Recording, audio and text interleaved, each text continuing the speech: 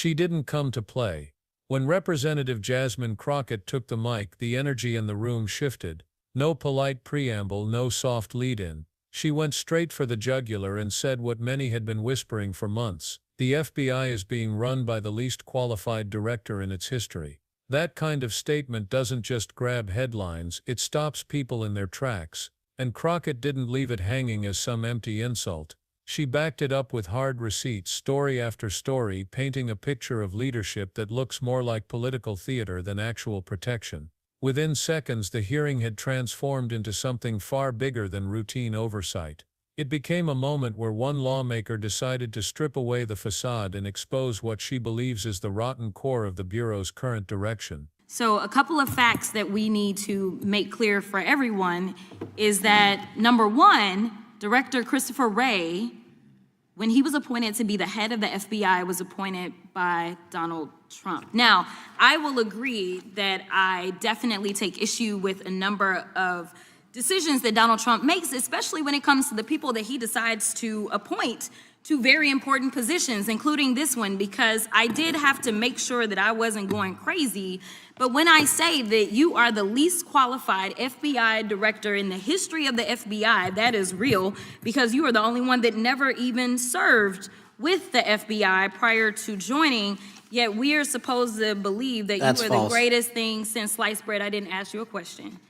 Now, what I want to go through is to talk about why you are a failure and why, honestly, we just need to tell you bye-bye. I know that you got a little upset and you put on your show for your boss because it seems like you're trying to save your job when it came to talking to Senator Booker yesterday.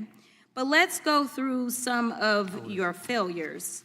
So before you were even confirmed, and I think one of my colleague from Georgia, pointed out that you are already targeting career officials so that you could direct illegal firings. Mind you, these cases that you were so upset about, which are the ones tied to Trump, the cases came through his handpicked FBI director.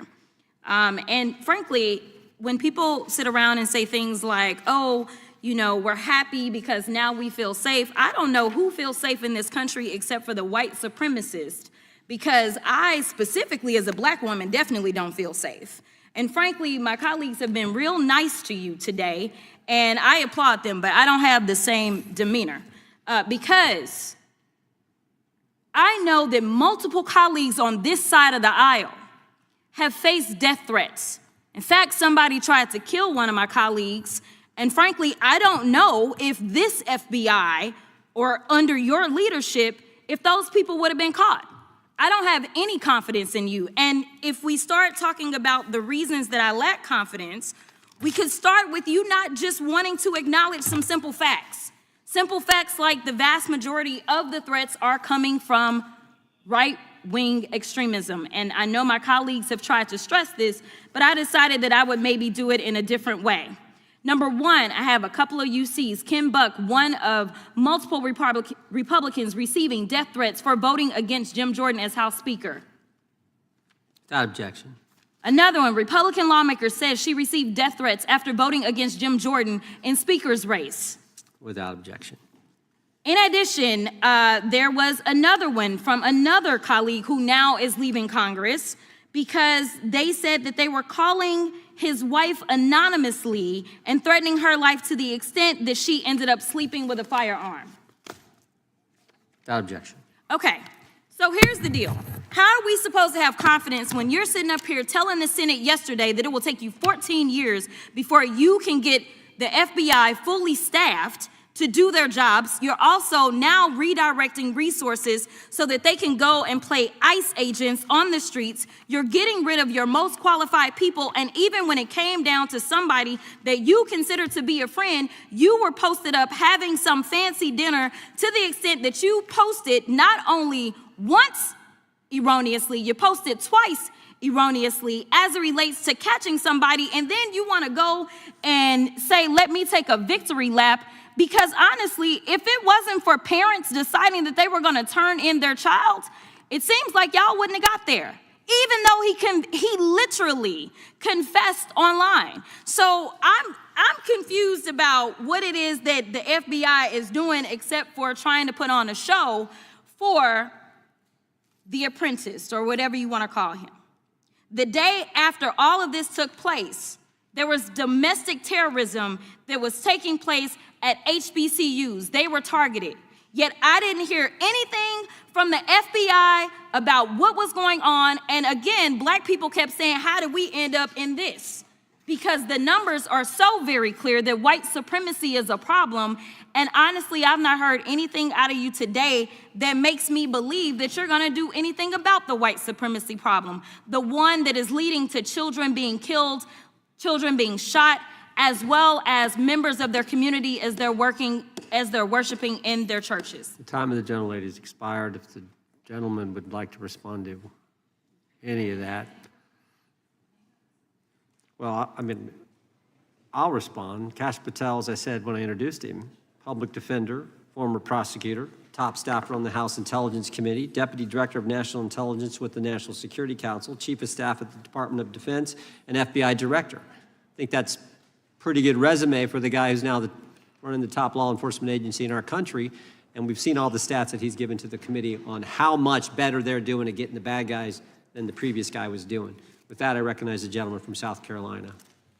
Thank you, Mr. Chairman. What hit first was the blunt reminder that the man leading the most powerful domestic law enforcement agency in the world had never even worked there before. Not once. He didn't rise through the ranks. He didn't spend years learning the culture, the procedures, the fieldwork, and yet here he was at the top, tasked with commanding thousands of seasoned agents who know the Bureau inside and out. Crockett made the point crystal clear: this wasn't about qualifications on paper, it was about trust. How do you command respect from people who've dedicated their careers to an institution when your resume screams politics instead of experience? That question hung heavy in the air. And it wasn't just rhetorical, it cut into the very credibility of the Bureau itself. Crockett drove the knife in further. She argued that this appointment wasn't about skill or knowledge, it was about loyalty. Loyalty not to the Constitution, not to the mission of protecting Americans, but loyalty to one man. That's why, she said, communities across the country don't feel safe under his leadership, because when loyalty replaces expertise, priorities shift, resources get redirected, and the people who need protection most are left exposed. She wasn't simply calling him unqualified, she was warning that the FBI had been reshaped into something unrecognizable, a tool for performance instead of protection. But then came the receipts. Crockett didn't just level accusations, she brought evidence, story after story. She reminded the committee of a reality that leadership refuses to say out loud: the greatest domestic terror threat in America doesn't come from vague foreign adversaries.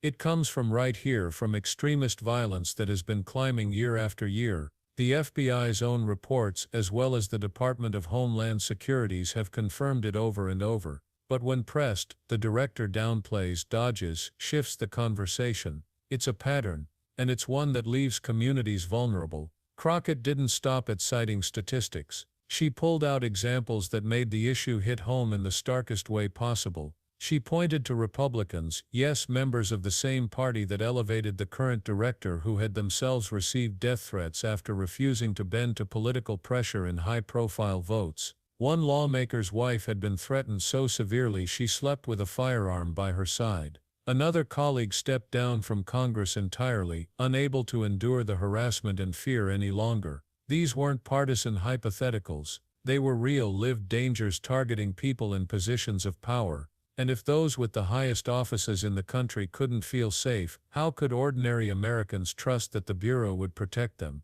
Then Crockett made it personal. She looked at the committee as a black woman and said flatly that she does not feel safe in this country under current leadership. And that wasn't just opinion, it was grounded in examples the Bureau had mishandled or ignored. She pointed to the wave of bomb threats targeting historically black colleges and universities. Entire communities left terrified, students afraid to even attend class. Yet the response from the FBI was muted, as though these weren't urgent matters requiring national-level intervention.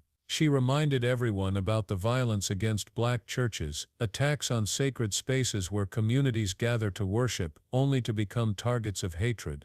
And again the agency's response was downplayed, deprioritized, almost brushed aside. At the same time, Crockett highlighted the bizarre redirection of resources. While real domestic terror threats were on the rise, agents were being reassigned to act like immigration enforcers on the streets. Highly trained personnel, people with years of experience tracking organized crime, terrorism and corruption, were suddenly being shifted into roles far outside their core mission. It wasn't just inefficient, she argued, it was dangerous. Because while agents were pulled into side assignments, communities were left unprotected, and extremist violence continued to escalate.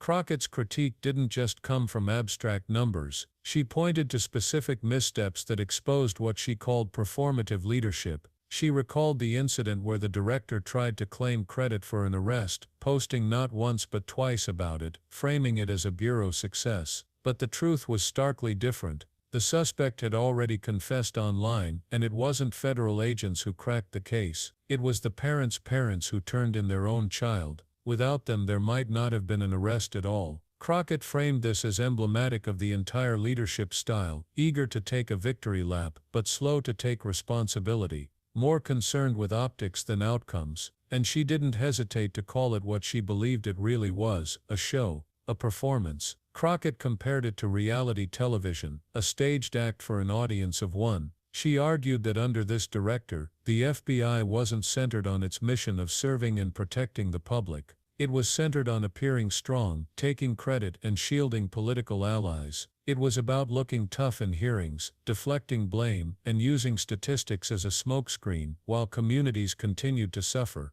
She summed it up with one devastating word: failure. And in that hearing room, it wasn't hyperbole, it was an indictment. But beyond the personal critiques, Crockett's speech forced a larger reckoning, because if the FBI cannot be trusted to protect its own people in Congress, or vulnerable communities facing targeted hate, what happens to public trust in the institution as a whole? Safety isn't a number you can put in a report. It isn't about press releases or charts. It's about whether ordinary people feel protected in their daily lives. Do parents feel secure sending their children to school? Do congregations feel safe walking into church? Do college students feel confident sitting in a lecture hall without fearing a bomb threat? Crockett's point was that under current leadership, the answer is no, and when public trust in the FBI erodes, the consequences are more dangerous than a single scandal. Communities stop reporting threats, people stop cooperating with investigations, cynicism spreads, and the very idea of equal justice under the law begins to crumble. Crockett's fury wasn't just personal outrage, it was a warning of what happens when leadership loses its legitimacy.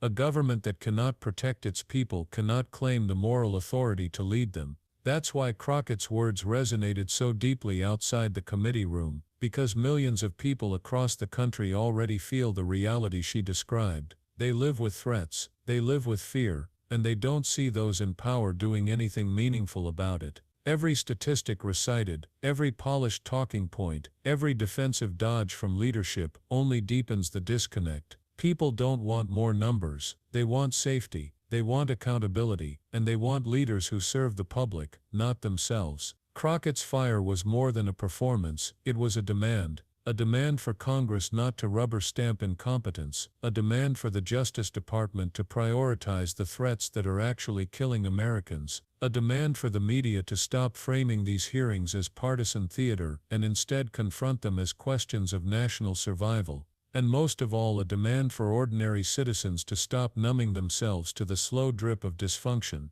to stop accepting evasive answers as normal, to stop tolerating a show when what's at stake is safety, trust, and democracy itself. The takeaway wasn't complicated. Leadership that does not protect the people is failure, full stop. It doesn't matter how polished the resume is, how impressive the titles sound, or how many times an official recites numbers to defend their record. If communities are left exposed, if threats are ignored, if lives are endangered, the leadership is broken. Crockett wasn't exaggerating when she declared the current FBI director a failure. She was putting into words what countless Americans already see with their own eyes, and that's why this hearing mattered. not because it exposed a single man's flaws, but because it exposed the fragility of trust in one of the country's most powerful institutions. Trust is not built on press releases, it is built on protection, fairness, and accountability, and when that's gone, the people suffer. So the question now is simple: what do we do with this moment? Do we shrug it off as political theater, another headline in a cycle of scandals, or do we recognize it for what it is, a call to demand better, to pressure leaders to prioritize real threats, to hold the FBI accountable, and to refuse to accept performance in place of protection? The stakes are too high for complacency. Jasmine Crockett's fire lit a spark. The responsibility is ours to keep it burning, to keep asking the hard questions, to keep pressing for oversight that actually means something, and to remind every leader in every institution that loyalty to power means nothing if it comes at the cost of loyalty to the people, because safety isn't optional, accountability isn't a luxury, and trust once lost is nearly impossible to rebuild. If this moment proves anything, it's that Americans deserve leadership that earns that trust, not leadership that performs for applause. So pay attention. Don't let the noise drown out the truth, and don't let fear convince you to settle for less than the accountability this country deserves. The FBI's credibility is not just a political issue, it's a democracy issue, and the price of silence is one we cannot afford to pay. If you're ready for more breakdowns of the moments that matter, hit subscribe, like this video, and share it so others see what's really going on behind the polished performances. Stay tuned, because the story doesn't end here, and neither should the demand for real accountability.